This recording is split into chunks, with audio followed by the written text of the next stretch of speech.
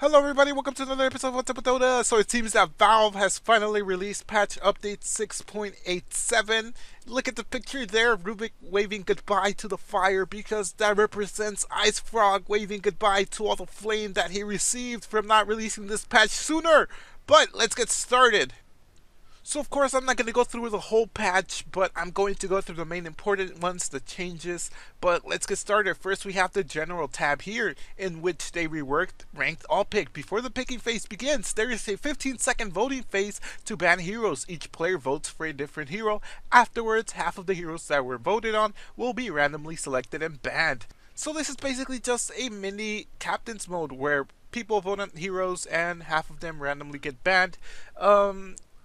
People played all pick because it was the quickest, so now it's a little bit slower, but I guess it comes in handy because no one wants to get Invoker on their game all the time. So there's this new ability called the Scan ability available in the minimap UI, in which it scans a targeted 900 AoE for 8 seconds, indicates whether there are enemy heroes in that area during the 8 seconds, starts on cooldown and has a global team-wide cooldown of 4.5 minutes. Note, does not consider units inside the row shot pit, but does consider smoked units, does not show how many heroes there are, just if there are any enemies. Enemies do not know when your team casts it. So I see this changing the game a lot, preventing some ganks from happening and maybe even ganking people. I mean, this will come into play a lot for pro players when they're all missing and they're smoked. You activate it, let's say you find one hero, you all back off. But of course this could be used offensively as well. Let's say you're the team that's smoked and you don't know where they're at or they're all missing. You could activate it and maybe get a vague idea of where a single person is ruled out, and it could come in handy. So of course they increase HP. Now you might be wondering why. So first of all, the starting HP increased from 180 to 200, HP per strength increased from 19 to 20, hero based mana increased from 0 to 50, mana per int reduced from 13 to 12, and here's why. Here's the kicker. Intelligence now increases your spell damage by 1% per 16 intelligence points.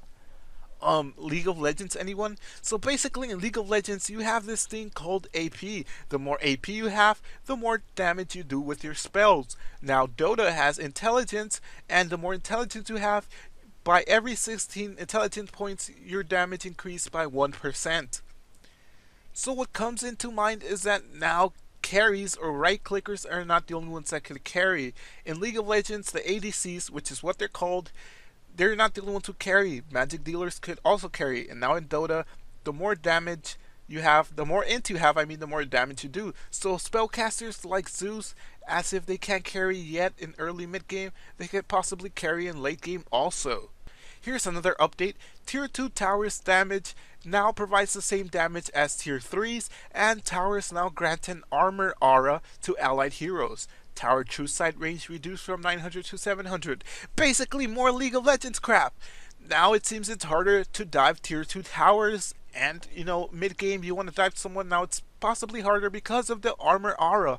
Next thing you know, we're gonna have towers giving you a shield bubble when you're standing right next to it. I don't know, it just seems like they're trying to make it a little bit harder to dive and maybe a little bit slower paced in mid game or something if you're diving that deep. Lane creep aggro duration increased from 2 to 2.5 seconds, and lane creep aggro cooldown increased from 2 to 2.5 seconds. So like I said, this seems a little bit more aggro type of thing, but yet again, in Dota, when you right click someone, you usually right click them once and then back off, so it's probably not much of a big deal. Melee creep gold bounty reduced from 40 to 38. Melee and range creep gold bounty upgraded over time increased from 1 to 2 seconds. Melee creep experience reduced from 62 to 45. And now the range creep experience increased from 41 to 90. Damn, that's a huge change. We're going to have to make calculations to determine whether that'll make you get to level 2 quicker or it'll take more time. But either way, I think this affects a person who picks Lich the most. Because let's just say you take the range creep and now that experience is gone, and that's a lot of experience difference from the previous patch. So it'll get the person who's in your lane get level 2 slower, or even more levels way slower. Now, keeping that in mind, the experience required to get to level 8 and 9 has been rescaled from 600 to 1200 to 800 to 1000. So at level 8, it'll require 200 experience more, but at level 9, it'll require 200 experience less. Ethereal now blocks in-flight attack projectiles fully rather than just once launched before Ethereal. So this is more of a clutch factor. Let's say you're about to die by a Alchemist concussive grenade and it's mid-air already, you can Ethereal Blade yourself and possibly no damage.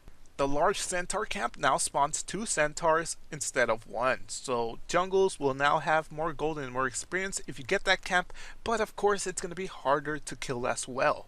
Now Roshan magic resistance reduced from 75% to 55%, Roshan HP increased from 7500 to 8000, and every minute it increases by 175 rather than 125. Now Roshan experience bounty changed from 1789 to 750 plus 20 every minute. So it's easier to kill if, let's say, you're Zeus or something, you provide more damage because of the magic resistance reduction. But if you're Ursa, PA, Wind Ranger, it'll take you a bit longer because his HP increased. Double damage and haste no longer have special rules for being dispelled by spell immunity. The following buffs are now purgeable: Nightmare, Spawn Spiderling, Malefice, Cold Snap, Corrosive Skin, and Leap Movement Speed buff. So the first one is mostly for Omni Knight, I find, because let's say your carry has a double damage and then you repel him because he's going in. Well, you just dispelled the double damage, but now it seems like you could dispel him without removing the double damage, but it could also might remove a little bit of clutch factor, because let's say the enemy team has a double damage and you're Omni Knight and you know this and you dispel him and he no longer has double damage, but now he'll keep it. But so it's kind of like a two-way thing. I think it's better though. Minor adjustment to cast range mechanics to reduce overly long cast range when the target is moving quickly. So this is mostly, of course, for Bane when he uses Fiend's Grip and you see him ulti someone across the map. But it's not because he ultied across the map, it's because someone force-tapped him and the animation was already going through, so this will fix it a bit. Captain's mode has been reworked. I'm pretty sure you guys don't play Captain's mode, so you probably don't even care about this. This is mostly for pro players, but the pick ban has been switched and a lot of things have been switched. So now there's this new thing called strong armor type, soft armor type, and basic type, and it seems some heroes such as Tidehunter attack type from basic to hero. I don't know what this means, but something about armor types. Next thing we have is the terrain. A lot of changes to the map. I'm not going to go through these because you guys probably need a map to see what it looks like. Because I'm pretty sure if I just said adjusted the position of the bottom Radiant Tier 2 tower in nearby trees, moved the ramp between the Dire Secret Shop and the Dire Ancient further back a bit and made it more narrower, you guys will probably have no idea what I'm talking about, and you guys need a visual cue on it. So I'm not going to go through this list, but let's just say the map got a little bit reworked, some spawns got moved, some towers and barracks got moved a bit further, but that's about it. Now, of course, we're going to go over some new items, some new toys to play with. The first one is the BloodThorn, which is a new item formed from Orchid, Crystallis, and a recipe. Now, in total, with the Orchid, the Crystallis, and recipe, it'll come down to 7,195. And sorry for switching the name there from Crystallis to Crystallis, but yeah, sometimes it happens. And now it provides 25 intelligence, 30 attack speed, 60 damage, and 150 mana regeneration. Now, the kicker is the active, which it provides all attacks on the silenced target, including from allies. It gained True Strike and a 1.35 critical hit. Of course, a cooldown of 11 seconds, and the passive grants a chance to land a critical hit.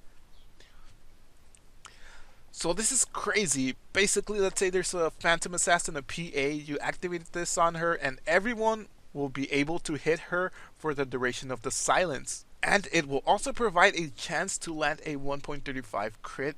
So this item, I see this getting picked up by Clinks for sure a lot. And maybe even some heroes like Queen of Pain. Depending on the situation, you need some passive. You're out farmed, you're the only one farmed, your carry can't get a MKB, you'll just get this. Who knows? But we'll just have to wait and see how this goes. Now the next item is the Echo Sabre. Sabre? Whatever. A new item formed from Oblivion Staff and Ogre Club. It requires an Oblivion Staff, an Ogre Club, and the total will cost you 2,650. Provides 10 Strength, 10 Intelligence, 10 Attack Speed, 15 Damage, 75% Mana Regeneration, and the passive causes melee attacks to attack twice in quick succession. Your double attack applies a 0.6 second 100% MS/AS slow and has a 5 second cooldown. Note, the passive only works on melee heroes. Now, does that mean if Legion Commander gets this item that she'll attack 3 times? But in seriousness, I can see this working maybe like on a PA yet again. Let's say she throws a dagger, she crits you, she blinks onto you, she attacks you, and then the proc hits and she like crits you 2 times real quick. That's like a 3 crit that could kill someone rather quickly. But we'll have to wait and see how people use this item. Now we have the new item, the Blight Stone, which costs 300 gold and reduces armor by 2 on attack. Available in the side shop, and item is used in Desolator and Medallion of Courage. So this seems like a really great early game item. How some heroes get some Orb of Venom, now people can get the Blight Stone. What comes into mind is a Vengeful Spirit, so you have the armor reduction from the Blight Stone whenever you right click someone, and the armor reduction of Wave of Terror. So this will come in handy early game. Really well, really good item. Now, a new consumable item is called the Infused RainDrops. It costs 225 gold and provides a 0.85 mana regeneration. Now, the passive comes with 5 charges. The item is destroyed when it reaches 0 charges. When you receive over 50 magic damage, it procs, consuming a charge and blocking 120 magic damage. The proc has a 4-second cooldown and becomes available for purchase at the 3-minute mark. So let's say you're against a Zeus. He thunderbolts you, and the only thing keeping away from you dying is the God of Wrath, his ulti, Thunder's Wrath, whatever it's called, and you consume this. This could possibly save you. So I see this working out for against magic dealers, of course, Queen of Pain, Zeus, anyone that could burst you down. So it might save you one day.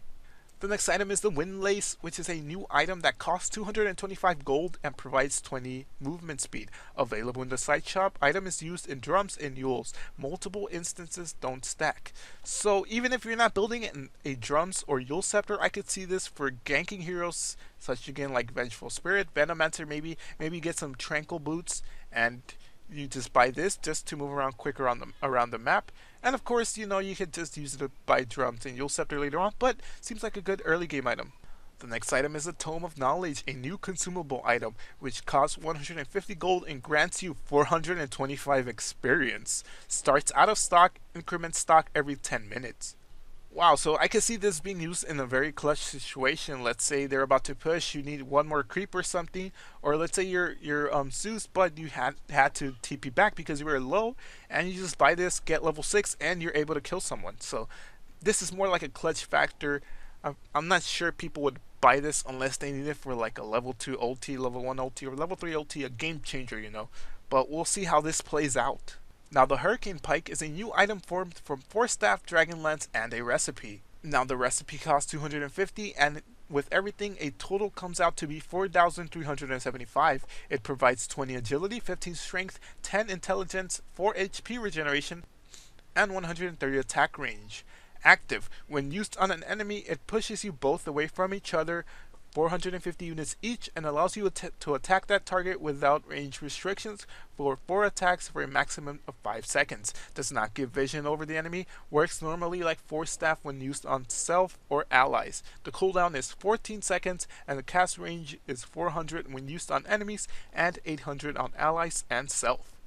So it kind of works like Drow or Drow Ranger's Gust, but instead it pushes both of you, and with no restrictions to attack limitations or attack range.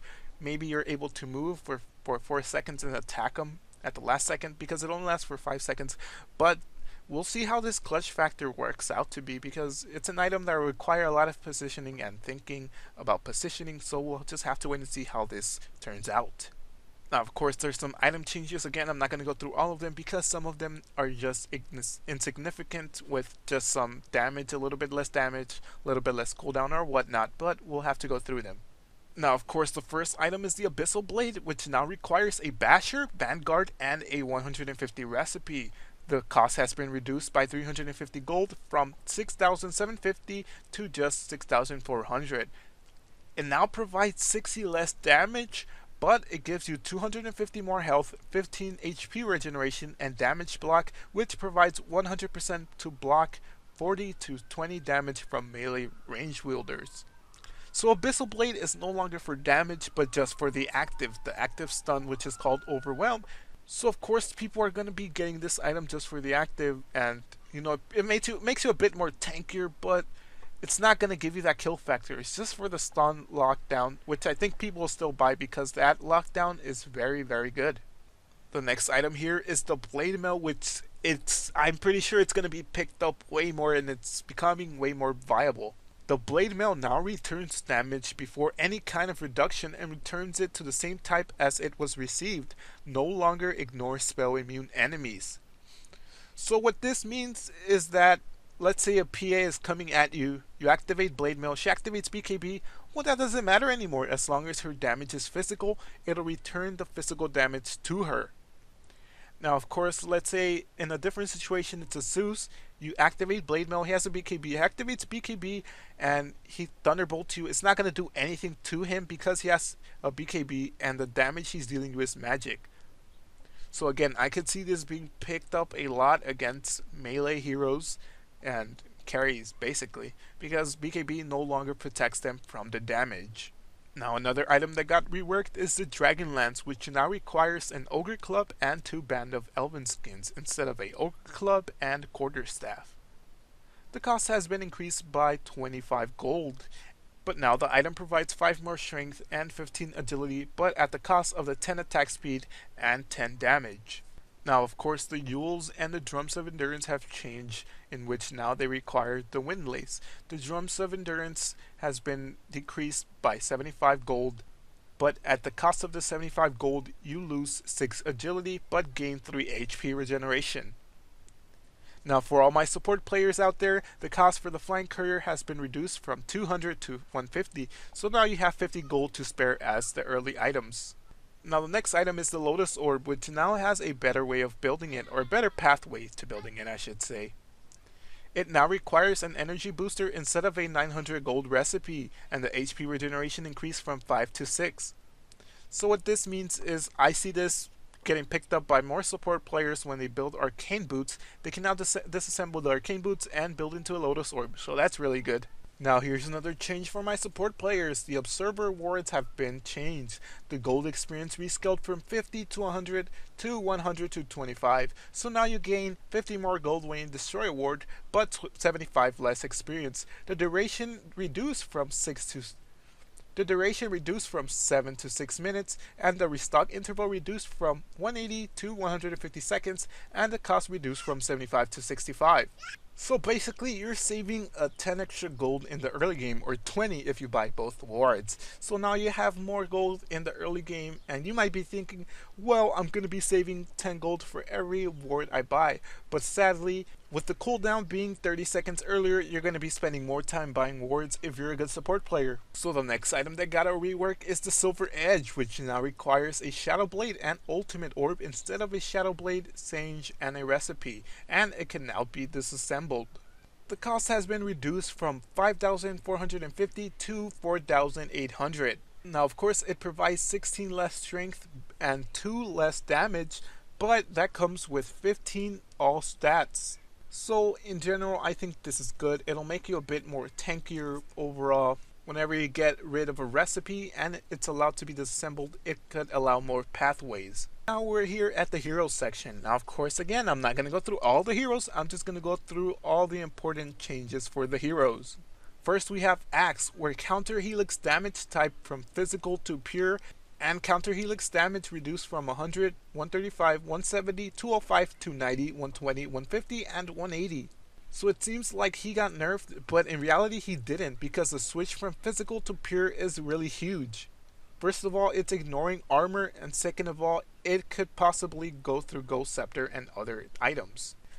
And now it seems that everyone's favorite hero, Bloodseeker, has gotten an Aghanim Scepter upgrade. It now grants 2 charges to Rupture within a 40-second replenish. So that what that basically means is, carry more damn TPs! Now another hero with a new Scepter upgrade is Earthshaker, in which Intent Totem now becomes a 900 range group target ability. causing you to jump in the air and land at the target spot, casting Enchant Totem there. Self-casting the ability will make it behave in the original form without jumping. Basically, you could literally dunk on people. Dang, I wonder what the range is when you have a Blink Force Staff and the new Scepter upgrade. You're going to be dunking across the map.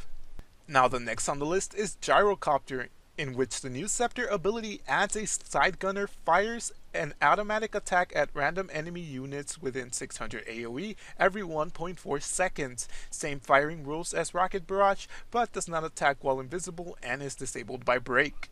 And in other news, Legion Commander has become a little bit more viable because Duel no longer ignores disarm and ethereal states on either target. So it seems the only way to get out of a duel now is by flying in the air with a Yule Scepter.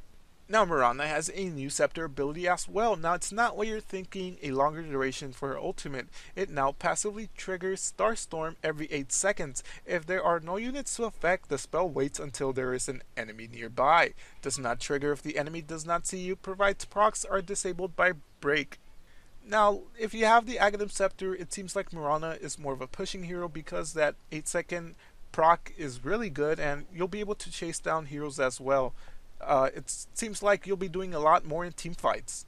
Now Oracle has also gotten a Scepter upgrade in which it reduces Purifying Flames cooldown from 2.25 seconds to 1 second and lowers cast point from 0.3 to 0.1. Wow.